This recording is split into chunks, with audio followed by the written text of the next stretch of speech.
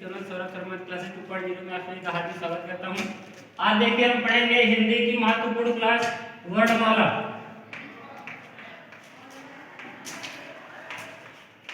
आपको हमारे YouTube channel पर हिंदी और मैथ, रीजनिंग और जीएस की क्लासेस मिलती रहेगी। टाइम पर समय पर आप पढ़ाई करते रहिए। बस आज हम लोग पढ़ेंगे हिंदी की पहली क्लास वर्णमाला पढ़ेंगे।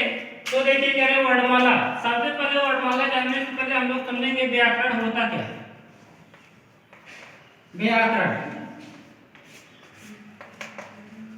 देखिए व्याकरण की परिभाषा क्या है। तो देखिए कह रहे हैं भाषा की शुद्धता और अशुद्धता का ज्ञान कराने वाले जिसके द्वारा भाषा की शुद्धता और अशुद्धता का ज्ञान होता है, ऐसे शास्त्र को व्याकरण कहा जाता है। जिस शास्त्र के द्वारा जिस शास्त्र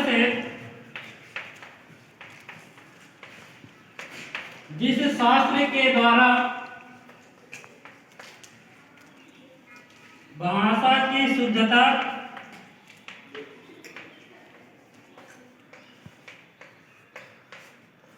और अशुद्धता का ज्ञान होता है,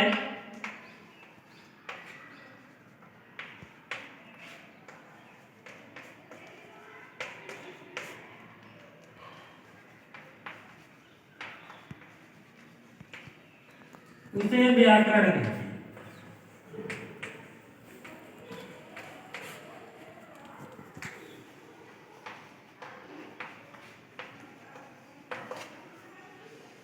देखिए करें जिस शास्त्र के द्वारा भाषा की शुद्धता और अशुद्धता का ज्ञान होता है उसे व्याकरण कहते हैं। ध्यान देंगे व्याकरण की पहली बार जब रचना की गई, व्याकरण की प्रथम रचना पहली बार अगर किसी ने व्याकरण की रचना की थी तो की थी जोहासन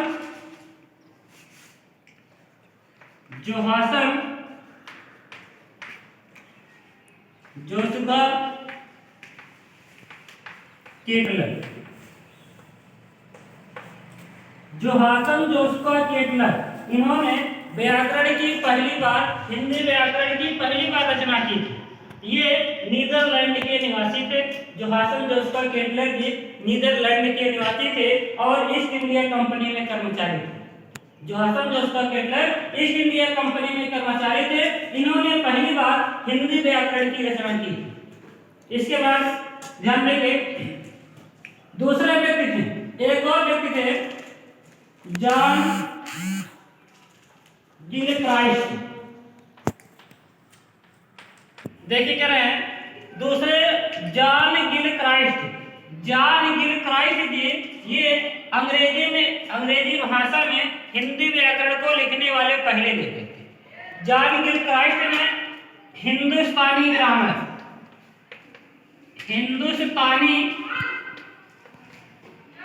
ग्रामर के नाम से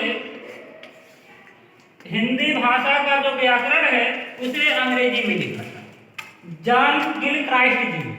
आगे ध्यान देंगे पढ़ेंगे हम लोग सबसे पहला टॉपिक पढ़ेंगे हिंदी ग्रामर में, सीखेंगे भाषा की भाषा क्या होता है। भाषा शब्द की उत्पत्ति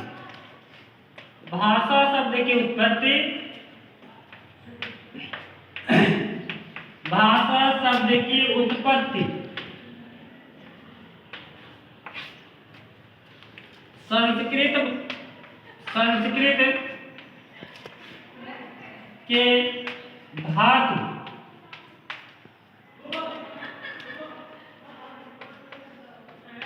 भाष से हुई।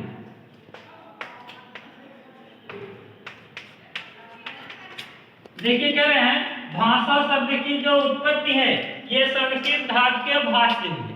ये बहुत ही इंपॉर्टेंट क्वेश्चन आ जाता है आता है भाषा शब्द कहाँ से लिए गए हैं। तो भाषा शब्द जो है संस्कृत के भाष धातु से लिए गए। ये भी प्रश्न पूछा जाता है संस्कृत भाषा के किस धातु से लिए गए हैं। तो संस्कृत भाषा के भाष धातु से भाषा शब्द का वर्णन किया गया। आगे देखिए कह रहे हैं भाषा कहते किसे। अब बात आती है भाषा की परिभाषा क्या है। तो देखिए कह रहे हैं विचारों को व्यक्त करने की जो अभिव्यक्ति होती है, विचारों को जिस माध्यम से व्यक्त किया जाता है उस माध्यम को भाषा कहते हैं। विचारों को जिस माध्यम से व्यक्त किया जाता है उसे भाषा कहा जाता है। देखिए कह रहे हैं विचारों को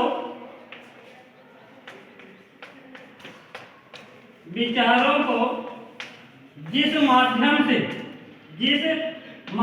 से व्यक्त किया जाता है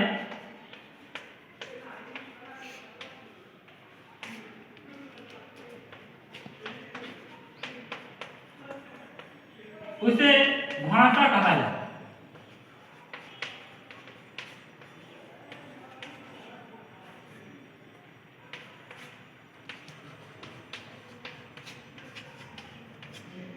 ध्यान देंगे, भाषा तीन प्रकार की होती है। भाषा जो होती है, भाषा तीन प्रकार की होती है।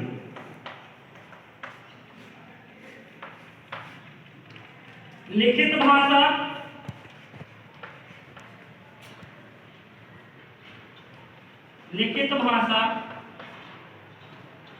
मौखिक भाषा,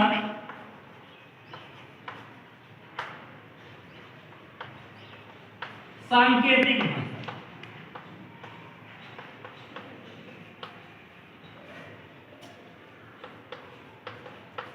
देखिए क्या भाषा तीन प्रकार की होती है। लिखित भाषा, जब क्या होता है कोई व्यक्ति अपने विचार को लिखकर व्यक्त करता है तो ऐसी भाषा को लिखित भाषा कहते हैं।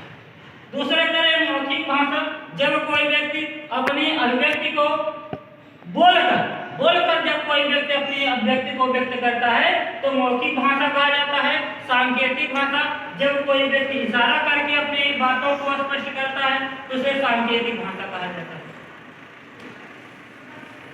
आगे देखिए, भाषा की जो सबसे छोटी इकाई होती, ध्यान देंगे, भाषा की सबसे छोटी इकाई,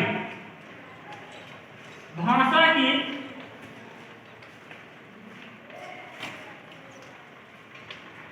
सबसे छोटी इकाई, सबसे छोटी इकाई, सबसे छोटी इकाई को ध्वनि कहा जाता है।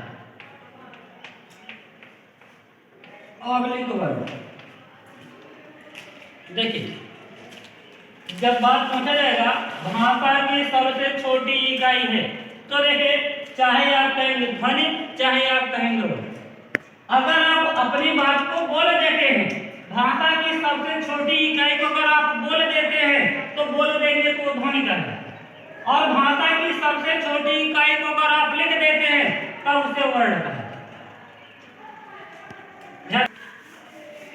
क्या होता है वर्ड? वर्ड भाषा की सबसे छोटी इकाई होती है। भाषा की सबसे छोटी इकाई होती है।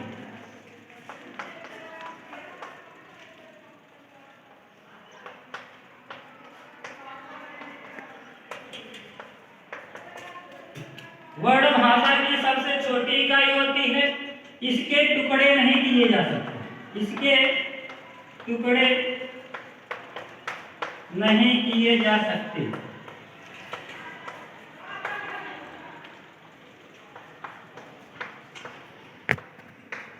ध्यान देंगे, वर्ड को करें, वर्ड को दो भागों में बांटा गया है। वर्ड दो प्रकार के होते हैं,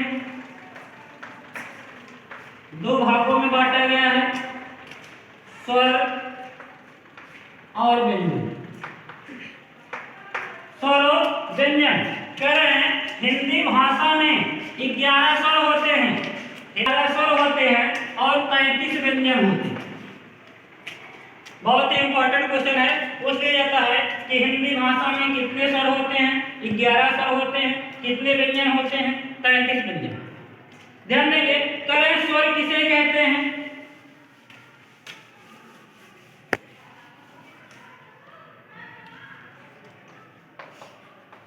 स्वर, देखिए स्वर किसे कहते हैं? हिंदी भाषा के कुछ वर्ड ऐसे होते हैं जिन्हें व्यक्त करने के लिए, जिन्हें बोलने के लिए किसी अन्य वर्ड की सहायता नहीं ली जाती है, ऐसे वर्णों को स्वर कहा जाता है। जैसे कह रहे हैं, जिन्हें व्यक्त करने के लिए, व्यक्त करने के लिए किसी अन्य ध्वनि की, किसी अन्य वर्ड की सहायता नहीं, अन्य वर्ड की सहायता नहीं ली जाती,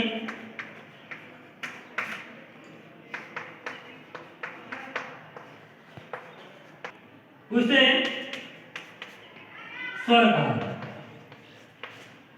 देखिए जैसे आ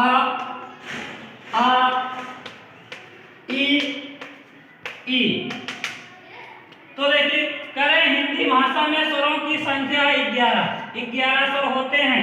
देखिए स्वर के प्रकार देखेंगे, करें हिंदी भाषा में स्वर के प्रकार। हिंदी भाषा में 3 प्रकार के स्वर होते हैं। ह्रस्व स्वर,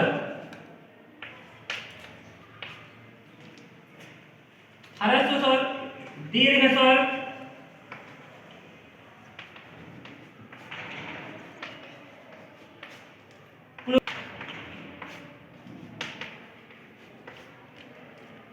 कह रहे हैं, ध्यान देंगे। ह्रस्व स्वर किसे कहते हैं?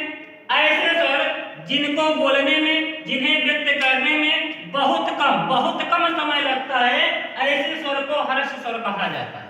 जिन्हें व्यक्त करने में बहुत कम समय लगता है उसे ह्रस्व स्वर कहा जाता है। जैसे कह रहे हैं ओ री, ये ह्रस्व स्वर।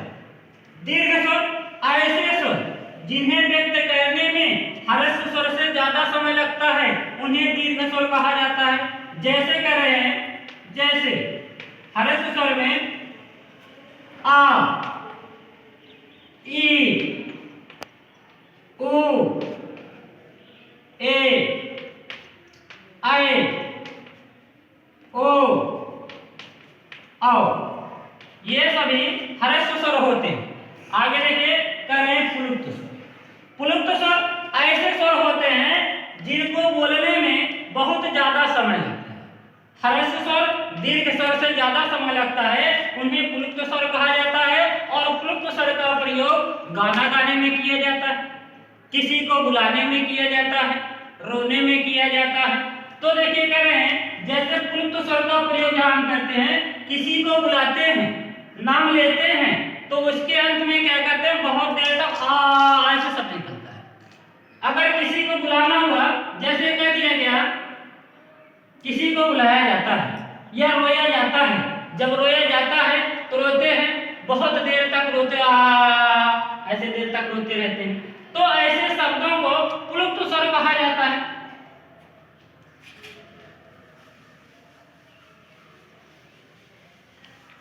ध्यान देंगे, कुछ लोग क्या करते हैं, अंक और आहा, अंक और आहा को स्वर मानते हैं, लेकिन अंक और आहा को स्वर के अंतर्गत नहीं गिना जाता। हिंदी में अंक और आहा को अयोगवा कहा जाता है। अयोगवा, अंक और आहा को अयोगवा वर्ण कहा जाता है। इन्हें ना तो स्वर कहा जाता है और ना ही व्यंजन कहा जाता है। अंक और आहा को स्वर और व्यंजन के बीच की कड़ी कहा जाता है। इन्हें स्वर और व्यंजन के बीच की कड़ी कहा जाता है, सेतु वर्ण कहा जाता है। सेतु वर्ण, अंक और आहा को सेतु वर्ण कहा जाता है, किन्नर वर्ण कहा जाता है। स्वर और व्यंजन के बीच की कड़ी कहा जाता है।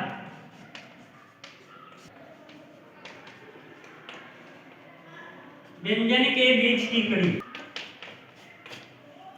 दोस्तों चैनल को ज्यादा से ज्यादा सब्सक्राइब कीजिए, शेयर कीजिए। आज के लिए बस इतना ही। हमारे वीडियो को आप देखते रहिए, चैनल को सब्सक्राइब कीजिए और बेल आइकन को जरूर दबाइए, जिससे हमारे वीडियो आप तक सबसे पहले पहुंच सके। वीडियो को देखने के लिए बहुत बहुत धन्यवाद।